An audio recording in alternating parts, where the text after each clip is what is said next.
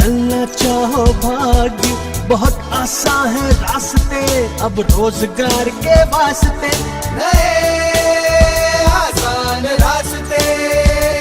तो नमस्कार। पिछले दिनों हमारे वित्त मंत्री ने 20 लाख करोड़ का एक आर्थिक पैकेज घोषित किया था, जो इंडिया की इकोनॉमी को रिवाइव करने के लिए भारत सरकार ने जारी किया है। इसी कड़ी में कल माननीय प्रधानमंत्री महोदय द्वारा 1 लाख करोड़ रुपए का कृषि उद्यमियों, स्टार्टअप और कृषि व्यवसायियों के लिए इंफ्रास्ट्रक्चर डेवलप करने के लिए एक फंड जारी किया गया है। तो जब आप ये फंड सुनते हैं कि 1000 करोड़ का फंड है और ये पैसा आ रहा है, तो हर किसी के मन में ये बात आती है कि उन्हें खेती के लिए कुछ करना चाहिए। इसी तरह पिछले दिनों जब प्रधानमंत्री ने ये घोषणा की थी कि 10,000 FPO फार्मर प्रोड्यूसर ऑर्गेनाइजेशन बनाए जाएंगे, तब भी लोगों के मन में बहुत सारी इच्छाएं जागी थी, क्योंकि उसमें भी बहुत सारी चीज़ें अनुदान के रूप में और ऋण के रूप में लोगों को मिलने वाली हैं। मुझे विगत दिनों कई लोगों ने संपर्क किया और उनने FPO बनाने के लिए मुझसे अनुरोध किया कि मैं उनकी मदद करूं। मैंने उनसे कहा, और जब मैं उनसे पूछा कि आप FPO क्यों बनाना चाहते हैं, आप सरकारी योजनाओं का लाभ लेने के लिए FPO बना रहे हैं या वास्तव में आप FPO बनाने का काम करना चाहते हैं। तो बहुत सारे लोगों ने तो गोल मटोल जवाब दिया कि नहीं, मैं किसानों के लिए काम करना चाहता हूँ, खेती मेरे घर का काम है, पहले से मेरे घर में काम हो रहा है, पर अभी कोविड की वजह से मेरी नौकरी चली गई है, तो मैं सोच रहा हूँ कुछ काम करूँ, तभी ये मौका आया है। कुछ लोगों ने बहुत साफ कहा कि चूँकि भारत सरकार बहुत सारा पैसा अनुदान के तौर पे दे रही है और मैं चाहता हूँ कि उसका फ़ायदा लूँ, इसलिए मैं FPO बनाना चाहता हूँ। तो ऐसे बहुत सारे लोग इसमें आ रहे हैं। पर पहली बार भारत सरकार ने ये चीज़ अच्छी की है कि उन्होंने अनुदान की राशि कम से कम रखी है। इसमें जो भी राशि वो दे रहे हैं पैकेज में, वो ऋण के रूप में है, और ऋण में आपको ब्याज पे अनुदान मिलेगा, आसानी से कम ब्याज पर ऋण मिलेगा, पर आपको ऋण चुकाना होगा। अभी तक सरकारों ने ये कोशिश की कि जब भी वो किसी की मदद करना चाहते हैं तो वो अनुदान देते हैं। मेरा ऐसा खुद का मानना है कि अनुदान से कोई बिजनेस ना तो शुरू हो सकता है, ना उसको बड़ा बनाया जा सकता है, क्योंकि भीख मांग के आप व्यापारी नहीं बन सकते हैं। आपको अगर व्यापार करना है और कृषि को आपको व्यापार के रूप में ही देखना पड़ेगा, तो आप बैंकों से जो पैकेज आया है उसके तहत ऋण लें और उस पैसे को चुकाएं। अब जब बैंक के थ्रू हम पैसा लेते हैं तो ये इतना आसान नहीं होता है कि जितना सरकार में होता है। सरकार में तो सरकारी कर्मचारी आपके प्रोजेक्ट को देखते हैं, सुनते हैं, प्रेजेंटेशन देखते हैं और अनुदान की राशि जारी कर देते हैं। पर बैंक में आपको बिजनेस प्लान बनाना पड़ता है, अपनी कंपनी रजिस्टर करना पड़ती है और बहुत सारे लाइसेंस लेना पड़ते हैं, बहुत सारी अनुमतियां लेना पड़ती हैं, और आपको कोलेटरल के रूप में कुछ अपनी संपत्ति बैंक में गिरवी रखना पड़ती है, तब जाके बैंक आपको लोन देता है। तो वहाँ आपकी जवाबदेही बढ़ जाती है।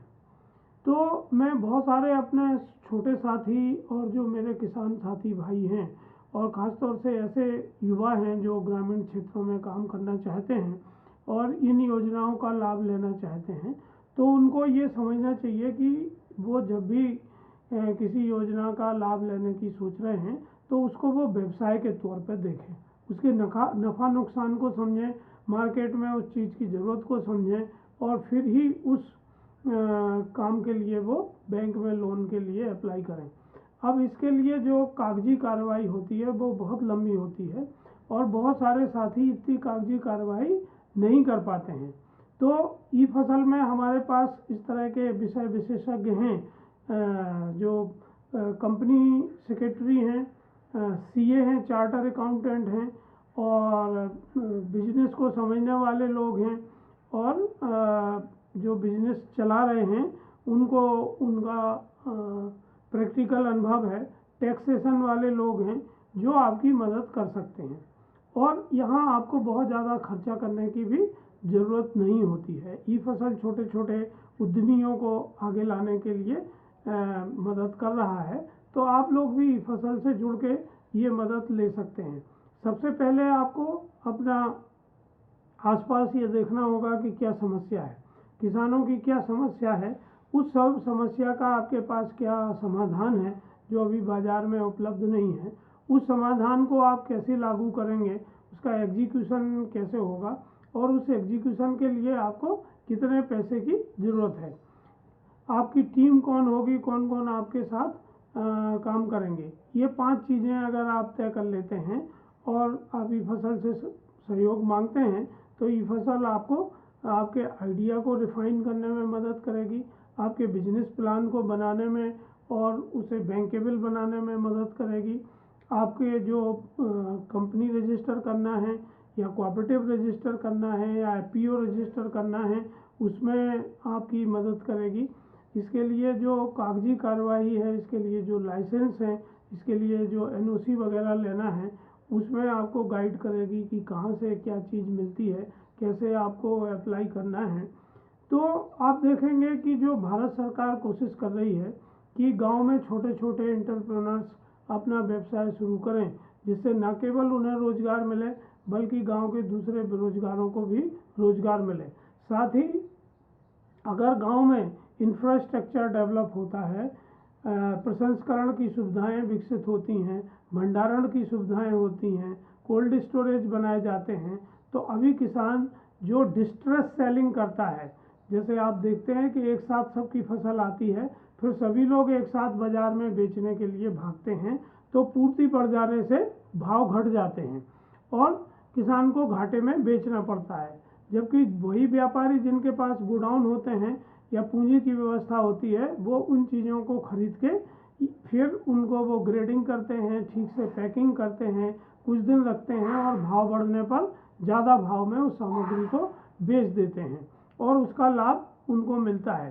तो ये लाभ किसान को मिल सके, उसमें आप लोग जो नए एंटरप्रेन्योर्स हैं, नए भागीदार हैं, वो काम कर सकते हैं। इस क्षेत्र में जो स्टार्टअप आना चाहते हैं उनको भी हम लोग मदद करते हैं। तो हमारे साथ अभी बहुत सारे लोग इस तरह के काम कर रहे हैं और अपने बिजनेस सफलतापूर्वक चला रहे हैं। तो हमें ये समझना चाहिए कि जब तक हम इसको प्रोफेशनल तरीके से नहीं करेंगे, इसको व्यावसायिक तरीके से नहीं करेंगे और इस जो काम हम करना चाहते हैं उसका प्रैक्टिकल अनुभव हमें ना हो। देखिए, एक आइडिया होना, यूटोपियन आइडिया होना एक अलग चीज़ है, और जब उसको यूटोपियन आइडिया को आप इम्प्लीमेंट करते हैं, क्षेत्र में जाते हैं, तो ज़रूरी नहीं है कि जो सोसाइटी है या जो बाज़ार है वो उसी तरह से रिएक्ट करे जिस तरह से आपने सोचा था। मेरा खुद का अनुभव ऐसा है कि जब हम लोग ई फसल की अवधारणा विकसित करके काम करना चाह रहे थे तो हमें वैसी चीज़ें नहीं मिली जैसी हमने कल्पना की थी, और हमें अपने बिजनेस मॉडल में भी बहुत सारे चेंजेस बाज़ार के हिसाब से करना पड़े। तो हम ये जानते हैं कि व्यवहारिकता क्या होती है और थ्योरी क्या होती है। तो जब भी आपको लोन लेना है, ये लोन है और इसका भार आपके ऊपर रहता है। आपको इस तरह की योजना या इस तरह का काम योजनाबद्ध तरीके से करना पड़ेगा जिसमें न केवल आप लोन चुका सकें, उसका ब्याज दे सकें और अपना खर्चा भी निकाल के कुछ प्रॉफिट अर्जित कर सकें। अगर इस तरह की व्यवस्थित योजना आपके पास है तो आप प्रधानमंत्री जी और वित्त मंत्री जी द्वारा जो घोषणाएं की गई हैं उनका लाभ ले सकते हैं। नहीं तो ये आपके लिए केवल एक पेपर न्यूज़ ही होगी और दूसरों की तरह आप भी सरकार को कोसते रहेंगे, सरकार पर आरोप लगाते रहेंगे। देखिए, जब कोई आदमी कोशिश नहीं करता है तो वो दूसरों को ही दोष देता है। एक आदमी बहुत धार्मिक था और बड़ी रोज़ पूजा पाठ किया करता था, पर बहुत गरीब था।